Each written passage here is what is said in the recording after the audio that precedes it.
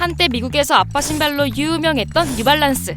스티브 잡스는 살아생전 주로 공개석상에서 검은 니트와 청바지 그리고 뉴발란스 신발을 신으며 심플함과 효율성을 극대화한 잡스룩을 선보이기도 했는데요. 이게 딱 뉴발란스의 이미지였습니다. 뭐 때문이 아니야. 편안하려고 신는 거지. 우리나라에선 과거 마니아들만 아는 작은 브랜드로 시작했는데요. 지난 2008년 아디다스 코리아 매출이 3천억 원이었을 때 한국 뉴발란스 매출은 겨우 250억 원.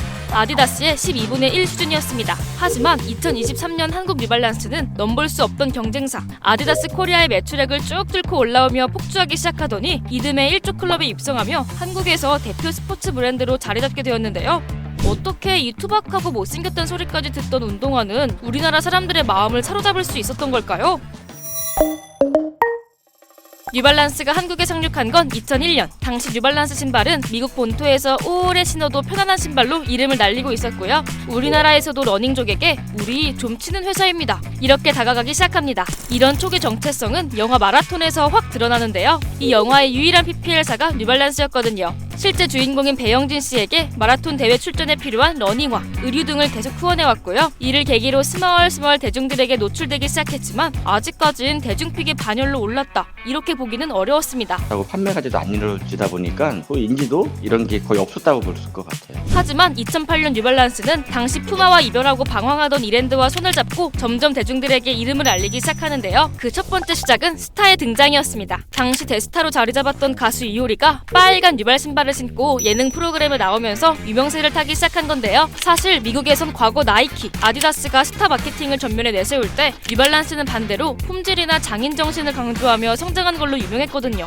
본토 전략과 다르게 한국에선 뉴발란스가 대중에게 주목받은 계기는 좀 달랐던 겁니다. 한국 시장의 어떤 특유한 소비 패턴이 있거든요. 입소문 타는 동향이라든가 또래들 사이의 전파 문화, 한번 이제 유행을 타게 되면 따라하기 경쟁 이런 것들도 있는. 그 후 2010년 스티브 잡스가 아이패드 설명회에 뉴발 운동화를 신고 등장하며 국내 소비자들의 눈길을 확 사로잡았는데요. 영상에 나온 그달에만 전달 대비 3배 넘게 판매가 급증했다고 해요. 아니 이쯤 되면 뉴발란스 이름 날린 거 다 유명인 덕 아니야?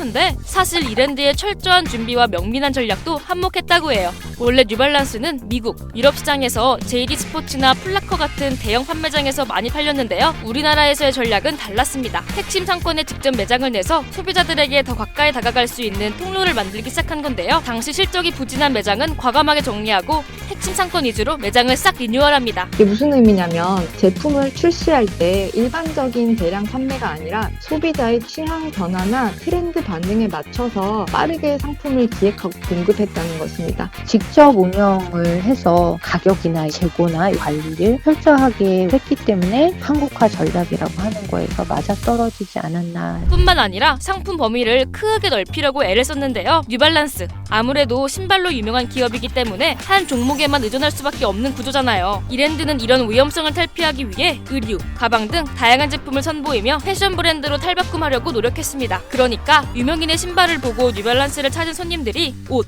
가방까지 살 수 있는 구조를 마련한 거죠. 의류 액세서리로 높은 마진을 얹었고요. 신발 사이클이 흔들려도 매출을 보완하고 플래그십에서 코디 제한을 묶어서 객단가나 평당 매출을 올렸고요. 하지만 2010년 중반쯤부터는 한국 뉴발의 급성장에 광고나 유행의 영향이 유독 많아서 앞으로도 계속 성장할지는 좀 더 지켜봐야 한다는 신중론이 슬슬 등장하기 시작했죠. 한국 뉴발은 의류와 달리 신발 같은 경우는 무조건 본사에서 직접 가져와야 했기 때문에 당시엔 국내 소비자들이 원하는 신발을 제때제때 매장에 갖다 놓기 힘들었는데요. 그래서 매출 성장이 전에 비해 더뎠던 건 사실이지만 훨씬 더 자유롭게 생산해 판매할 수 있었던 의류, 특히 반팔이나 패딩에 집중하면서 꾸준히 매출을 성장시킨 덕분에 소비자 호응과 미국 본사의 신뢰를 한꺼번에 얻을 수 있었다고 해요. 뿐만 아니라 이랜드는 이때부터 옛날 버전 신발들을 다시 스터디하기 시작하는데요. 편안함, 평범함을 강조하는 놈코어 패션이 떠오르던 2010년대 중후반, 화려한 색보다는 회색 같은 무채색이 힙한 패션으로 여겨지기 시작하면서 글로벌적으로도 스멀스멀 뉴발란스 신발의 유행에 불어왔고요. 당시 이랜드는 별다른 반향을 일으키지 못하고 단종됐던 530 모델에 주목하는데요. 우리 이거 다시 한번 팔아봅시다. 본사에 적극적으로 제안했고 당시 매출 성장으로 이쁨받던 이랜드의 제안에 본사도 그래 함 해보자 오케이 사인을 내립니다. 결과는 초대박! 왠지 모르게 투박하게 멋져 보이는 디자인과 뉴발란스의 강점인 편안함, 두 박자를 모두 챙긴 530 모델은 국내에서만 무려 200만 켤레가 팔려나갔고요. 우리나라뿐만 아니라 미국, 유럽, 다른 아시아권까지 유행이 번지면서 그야말로 어마어마한 공전의 히트를 치게 됩니다. 아디다스 슈퍼스타처럼 일본 스트리트 문화에서 자연스럽게 불붙어서 본사가 글로벌 전략에 반영해서 성공한 케이스는 있기는 하지만 여기는 파트너사가 직접 제품을 제안을 해서 글로벌 히트가 친 케이스잖아요. 굉장히 이례적이고 독특한 케이스고 브랜드의 성장을 주도했다는 점에서 의미가 큽니다. 그치만 뉴발 본사가 한국에 직접 진출할 거라는 소식이 들려오면서 이러다 이랜드 푸마 때처럼 다 키워놓고 본사 넘겨주는 거 아닌가 하는 우려가 나오고 있는데요. 뉴발 본사가 직진출을 하더라도 푸마와는 상황이 많이 달라서 조금은 더 지켜볼 필요가 있다고 해요. 푸마는 계약 종료 후에 바로 본사 직영 푸마 코리아로 넘어갔습니다.